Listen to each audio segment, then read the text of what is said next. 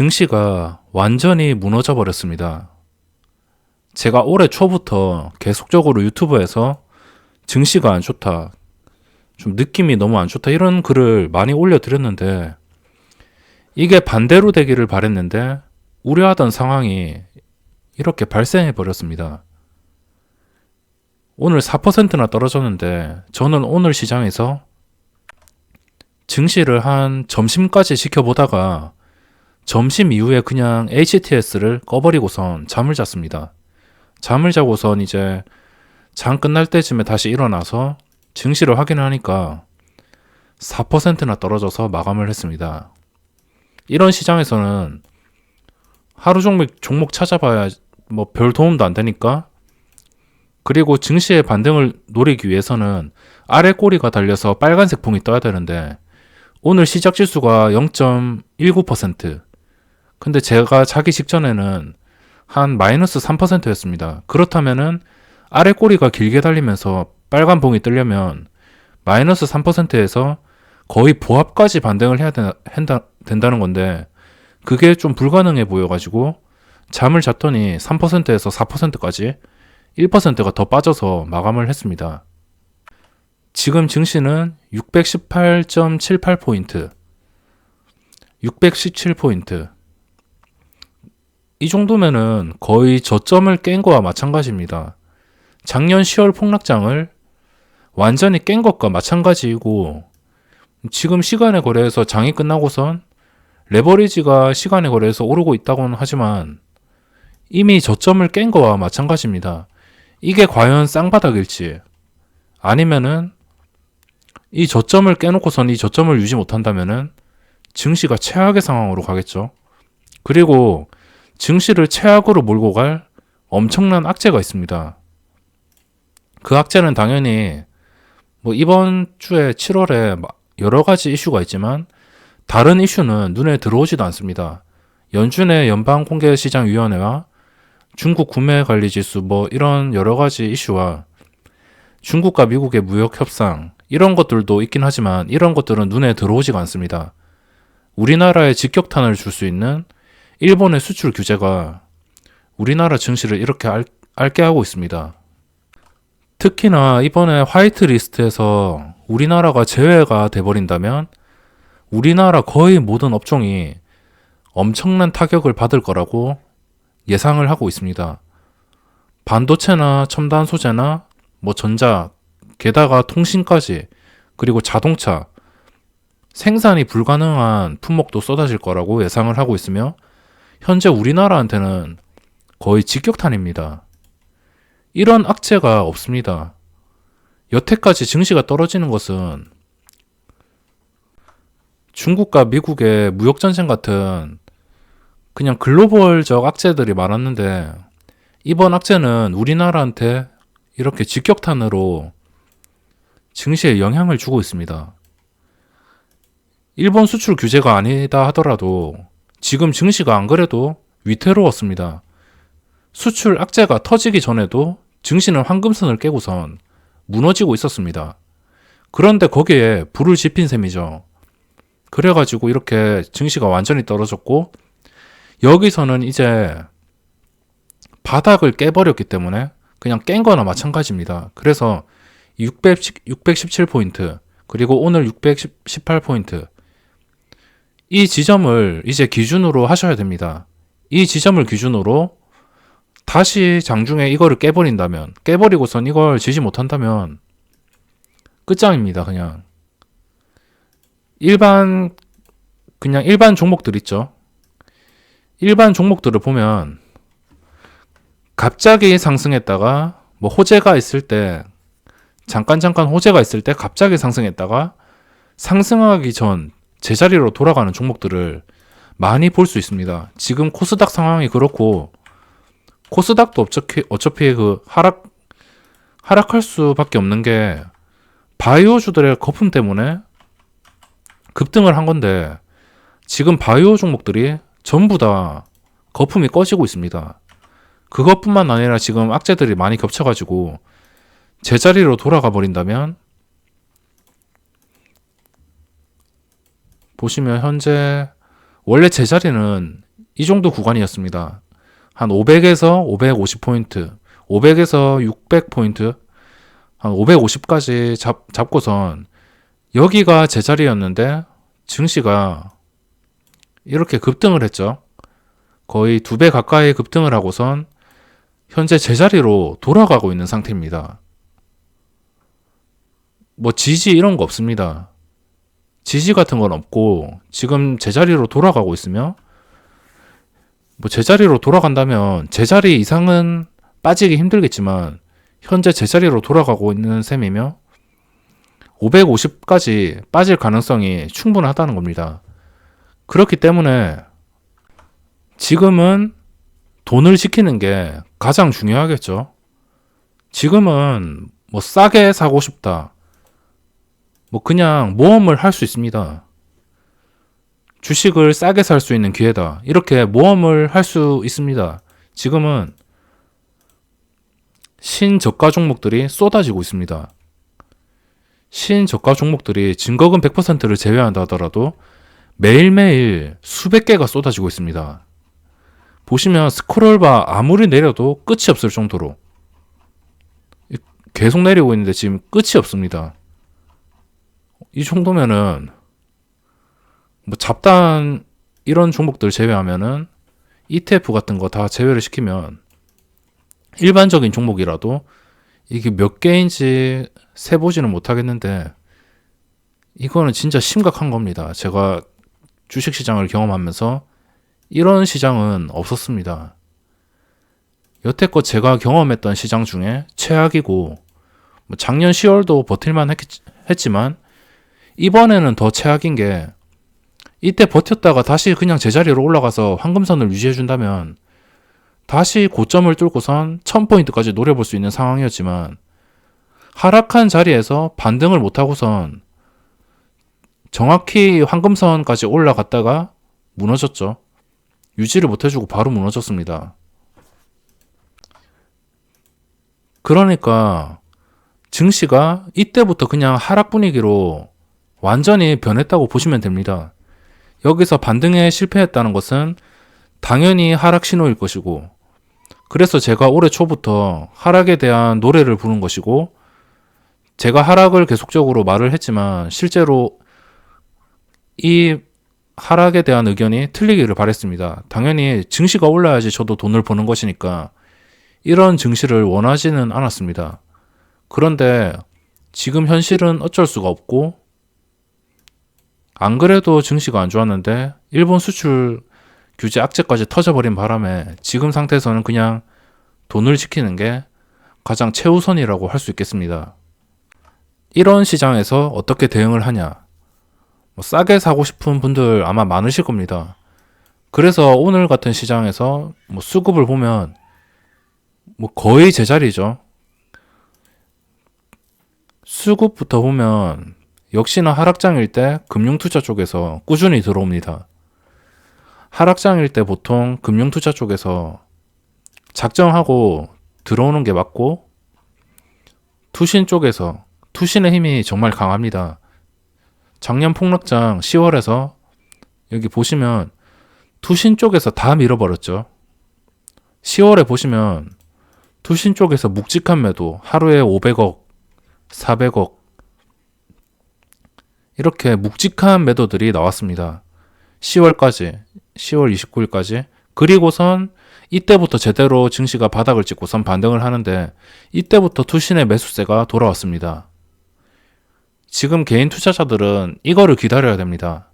투신은 외국인처럼 촐랑거리지가 않습니다. 외국인은 장중에도 계속 사고 팔고를 반복하면서 증시에 변동성을 주지만 이 투신은 그냥 한쪽 포지션을 계속 잡고 매도면 매도, 매수면 매수, 그걸 끝까지 이어가고, 얘들의 특성을 보면 한 오후 1시, 2시에 방향을 트는 경우가 많습니다. 그래서 지금 대응하셔야 될 거는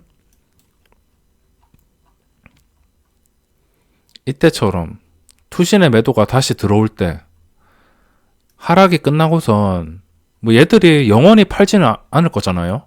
이 투신 쪽에서 영원히 팔지는 않을 겁니다. 그래서 얘들의 매수가 들어올 때 그때가 매수 포인트라고 될 수 있겠습니다.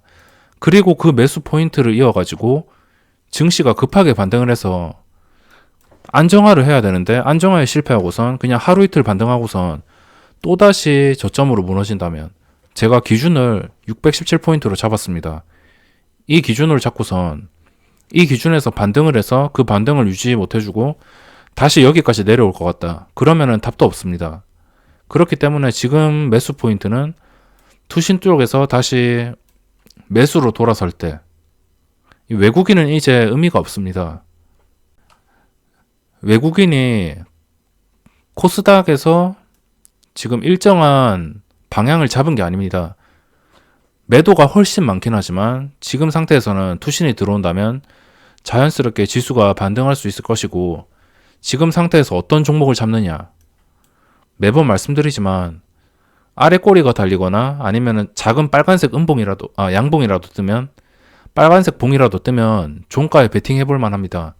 종가에 베팅할 만한 종목은, 종목을 아무리 찾아도 매매할 게 없다면 그냥 레버리지 쪽으로 가시고, 종목을 찾아야 된다면 상위 종목들 중에서 평소에 튼튼했던 종목들, 이런 종목들이 지수와 비슷한 방향으로 움직였을 때, 그러니까 지수가 하락할 때 거의 비슷하게 빠진 종목들, 지수와 차트가 비슷한 종목들을 찾으시면 됩니다. 이런 종목들이 반등장에서도 같이 반등을 해주기 때문에, 이런 종목들 있죠. 이런 종목들은, 이건 종목명을 안 봐도 되는데 이제 봤네요. 이 종목명을 안 봐도 됩니다. 오직 차트만 보고선 결정을 할 수 있습니다.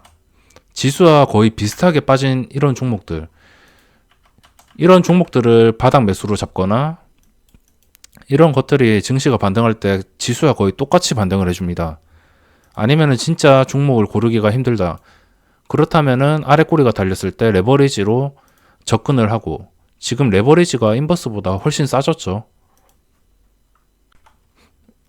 그래서 하락장에서 이렇게 종목들을 잡을 수 있고, 그리고 장중에 저는 지수가 하락하는 것을 보고 보통 하루 종일 이 거래대금 상위 종목들을 보지만 오늘은 거의 보지도 않았습니다.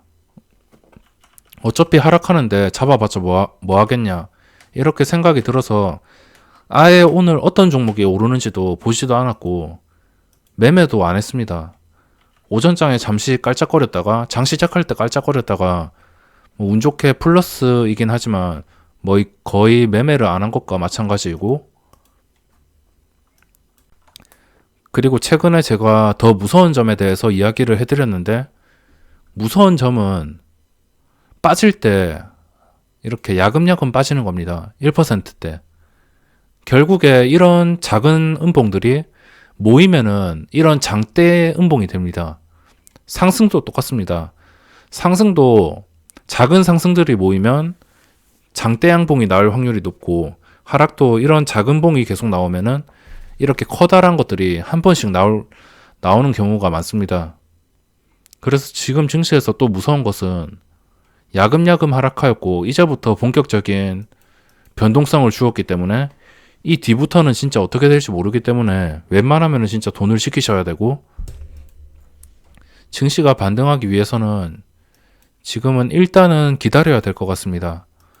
무조건 싸다고 매수하는 게 아니고, 여기서 사나 아니면은 확실히 증시가 안정권을 되찾고선 사나, 그게 그거입니다. 장기 투자자들한테는 그게 그거일 거고, 단기 투자자들한테 싸게 사는 전략이 먹혀버린다면 단기간에 큰 돈을 벌 수 있겠지만, 과감하게 질러가지고 큰 돈을 벌 수 있겠지만 안전한 게 좋잖아요. 증시에서 오래 살아남기 위해서는 안전한 게 좋습니다. 그렇기 때문에 지금은 웬만하면 구경을 하시고, 종목을 분류하려고 했지만 딱히 의미가 없을 것 같습니다.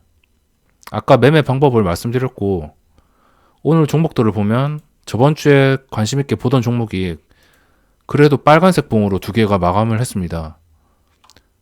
보라티알도 보고 있었는데 25%까지 상승했고, 이 MI텍도 12%까지 둘 다 변동성을 주었는데 둘 다 매매를 하지 않았습니다.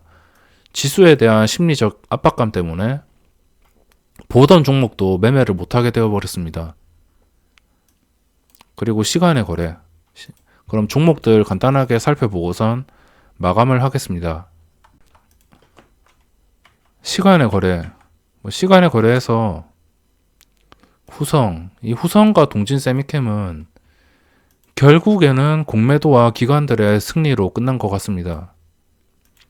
시간의 거래에서 오르고 있긴 하지만 이미 차트가 전부 다 망가진 상태이기 때문에 지금 상태에서 매수 포인트를 찾는 것은 의미가 없는 것 같고, 일단은 구경만 해야 될 것 같고, 공매도를 그렇게 쳐대더니 결국에 이렇게 많이 빠져버렸습니다. 그리고 특이한 종목이 램테크놀로지가 이런 뉴스에 불산 등 제조 판매 허가받아서 이걸로 장 마감할 때 급하게 상한가를 갔고, 차트는 정말 좋죠. 이거랑 모나미랑 상한가를 갔습니다. 램테크놀로지가 상한가를 가는 것은 어느 정도 이해가 되지만 이게 상한가를 가는 것은 잘 이해가 되지 않습니다. 그냥 주식시장에서 갈 곳이 없는 세력들이 잠시 와가지고 놀다 가는 것 같습니다. 이거는 결국에는 지금은 잘 오르고 있지만 결국에는 고점에 물리는 것은 개인 투자자이기 때문에 무리하지 마시고선 그냥 이런 종목들이 있다 이렇게 참고만 하시면 될 것 같습니다. 그리고 시간의 거래에서 눈에 띄는 게 SN텍. SN텍이 최근에 지금 시간의 거래에서도 거의 고점 부근까지 거의 근접을 한 상태이고, 차트와 거래량이 괜찮긴 하지만 일단 분류를 해놓고 내일 시장에서 적극적으로 매매를 하지 않을 겁니다. 이렇게 분류를 한다 하더라도 내일 시장이 만약 투신권과 외국인에서 매수가 들어오면서 반등을 제대로 해준다면 이런 종목들보다는 아까 설명드렸듯이 지수와 함께 무너졌던 종목들, 신저가 나오는 종목들이 급하게 반등을 하기 때문에 이런 종목들은 크게 의미가 없습니다. 이런 종목들은 오늘 MI텍과 보라티알처럼 증시가 반등을 못할 때 먹잇감이지, 증시가 급하게 반등을 한다면 이런 종목들은 크게 반응을 주지도 않습니다. 무너졌던 종목들에 돈이 모이지, 이런 종목들은 그냥 증시가 반등을 못할 때 참고하시면 되겠습니다. 그리고 시간의 거래에서 딱히 이거 말고는 볼 게 없고, 거래대금상이 지금 봐봤자 의미가 없습니다. 지금은 딱히 의미가 없고, 리드코프라는 종목이 또 이거 관련주로, 수출 규제 관련주로 또 오르고 있지만 거래량도 마음에 들고 그렇긴 하지만 딱히 분류를 해놓지는 않겠습니다. 그냥 종목들을 오늘은 볼 필요가 없고 무조건 원금을 지킨다는 마음으로 매매를 최대한 자제하시고, 매번 계속 지겹게 말씀드리는 거지만 아래 꼬리가 달리면서 빨간색 봉이 뜰 때 그때를 노려보는 것이 가장 좋을 것 같습니다. 그때를 노려봤다가 하루 이틀 반등을 해주다가 그 반등세 유지 못하면 그대로 팔고 나가면 되거든요. 근데 하루 이틀 반등했는데 그 반등한 구간을 계속적으로 지켜주고 아래 꼬리가 계속 달리면서 지켜주고 증시가 다시 황금선 위까지 올라갈 분위기가 나온다면 그때부터는 좀 더 적극적으로 투자를 생각을 해봐야겠지만 지금 상태에서는 아닙니다. 그렇기 때문에 매번 하는 말이지만 무조건 그냥 투자금을 지키는 게 최우선입니다. 증시 변동성이 정말 커졌기 때문에 내일도 정말 클 겁니다. 그리고 특징주를 보자면 지금 신규 상장주들이 그냥 다 무너졌습니다. 오늘 시장에서는 보시면은 상승 종목이 코스피에서 74개, 하락 종목이 거의 800개, 코스닥에서는 하락 종목이 1200개, 상승 종목이 거의 88개, 상한가가 이 중에 7개가 나왔습니다. 이 와중에 하한가는 없고 상한가만 7개가 나왔고, 이 증시가 어떻게 될지 진짜 모르겠습니다. 이미 무너지긴 했지만 반등도 쉽지가 않을 것이고, 대응을 하기 위해서 앞에 말씀드렸다시피 투신 쪽에서 좀 적극적으로 다시 작년 10월처럼 매수가 나와줘야 될 것 같습니다. 그리고 신규 상장주들 거품이 많이, 시초가가 뻥튀기가 많이 된 종목이 순식간에 무너져 버렸습니다. 신규 상장주에 돈이 몰릴 줄 알았는데 종목들이 너무 급하게 이렇게, 플리토 역시 장 마지막에 엄청나게 무너졌습니다. 신규주들이 거의 대부분이 이렇게 무너졌고, 이 무너진 것은 증시의 영향이라고 보실 수 있겠습니다.